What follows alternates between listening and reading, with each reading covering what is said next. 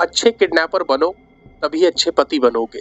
सुनने में बड़ा अजीब सा लग रहा होगा, दरअसल इंडिया में कुछ ट्राइबल कम्युनिटीज का एक वेडिंग रिचुअल है जिसमें दूल्हा दुल्हन को किडनैप कर लेता है और 1 साल तक छुपा कर रखता है। अगर वह 1 साल तक छुपाने में उस लड़की को कामयाब हो जाता है तो उनकी शादी नॉर्मल तरीके से करवा दी जाती है। भारत में शादी से जुड़ी कई अजीब और अनोखी रस्में हैं जिसके बारे में हम शायद जानते भी नहीं होंगे। पति, पत्नी और वो। यहाँ शादी की पहली रात को 2 नहीं बल्कि 3 लोग मौजूद होते हैं। शादी की पहली रात से पहले दूल्हा दुल्हन को एडवाइस देना तो आपने कई बार सुना होगा, पर अफ्रीका की कुछ कंट्रीज में यही एडवाइस उनके कमरे में उनके साथ रह कर दी जाती है। यहाँ दुल्हन के घर से एक बुजुर्ग औरत सुहागरात के कमरे में जाती है, दूल्हा दुल्हन को के फूलों से सजे बेड के नीचे जाकर लेट जाती है और यह अज्यूम किया जाता है कि इस नए जोड़े को सुहागरात में होने वाली एक्टिविटी के बारे में कुछ भी नहीं पता। इसलिए यह बुजुर्ग औरत रात भर उनके कमरे में उनके साथ रहकर उनको इंस्ट्रक्ट करती है ताकि उनकी पहली रात अच्छे से गुजर सके।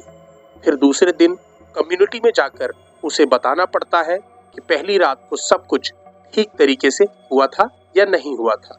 यह परंपरा रवांडा, केनिया और अफ्रीका में कई पीढ़ियों से चली आ रही है और ऐसा रिचुअल आज से नहीं, उनके सभी कम्युनिटी के लोग बहुत प्यार से एक्सेप्ट करते हैं और इसको ये परंपरा चली आ रही है।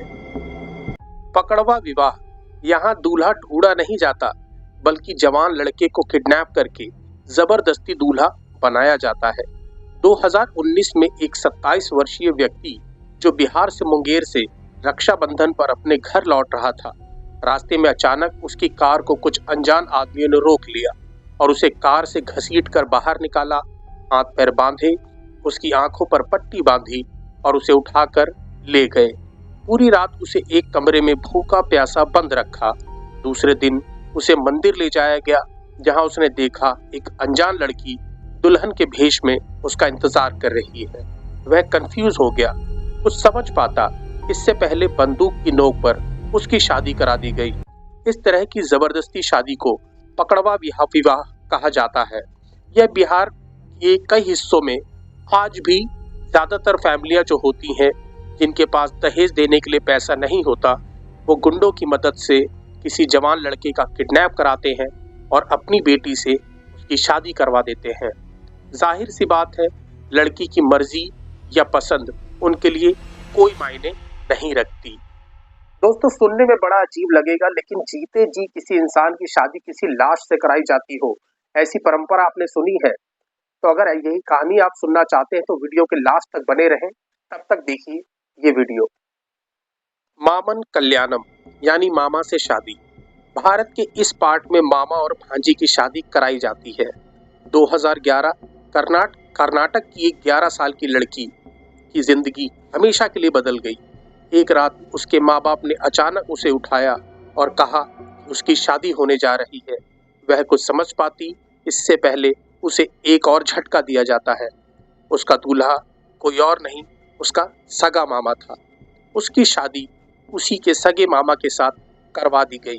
कर्नाटक के इस गांव की लगभग सभी लड़कियों की यही कहानी है। तमिल के कुछ समुदायों और साउथ इंडिया की कुछ कम्युनिटीज में मामन कल्याणम की यह प्रथा चली आ रही है।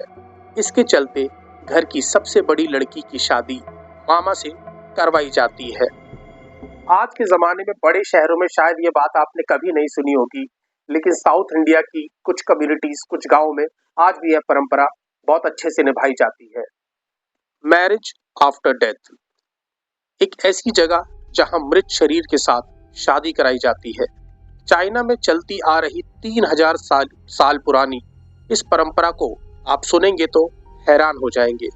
यहाँ अगर बिना शादी किए हुए इंसान की मृत्यु हो जाती है तो उसकी शादी एक लाश से करा दी जाती है। फेंगशुई मास्टर को बुलाया जाता है और दूल्हा और दुल्हन की लाशों की जोड़ी बनाई जाती है। फिर उनकी कब्र पर जाकर एक रिचुअल परफॉर्म किया जाता है। दुल्हन की कब्र को खोदकर हड्डियों को बाहर निकालते हैं और दुल्हन की हड्डियों को दूल्हे की कब्र में डाल दिया जाता है।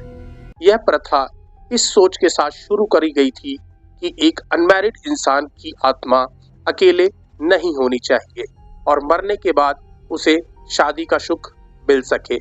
पर आज के समय में इस परंपरा ने एक रत्नात्मक मोड़ ले लिया है। कुछ ऐसे किस्से सामने आए हैं जहां एक जिंदा इंसान की शादी लाश से कराई गई और तो और लाशें बेचने का सिलसिला भी शुरू हो गया। 2015 में चाइना के शिंग प्रोविंस में एक गांव से 14 लड़कियों की लाशें चोरी हो गई।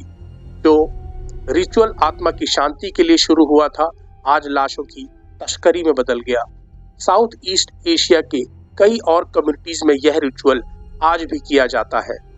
दोस्तों, आप भी किसी ऐसे रिचुअल्स के बारे में जानते हैं या सुना हो तो हमें कमेंट्स बॉक्स में कमेंट करके जरूर बताइएगा। चैनल को सब्सक्राइब नहीं किया तो सब्सक्राइब कर लीजिएगा। इसी तरह की कहानियां हम अपने चैनल पर आपके लिए लेकर आते हैं। तब तक मुझे, संजीव को, सच्ची कहानी ऑफिशियल तक के इस चैनल से विदा दीजिएगा। नमस्कार।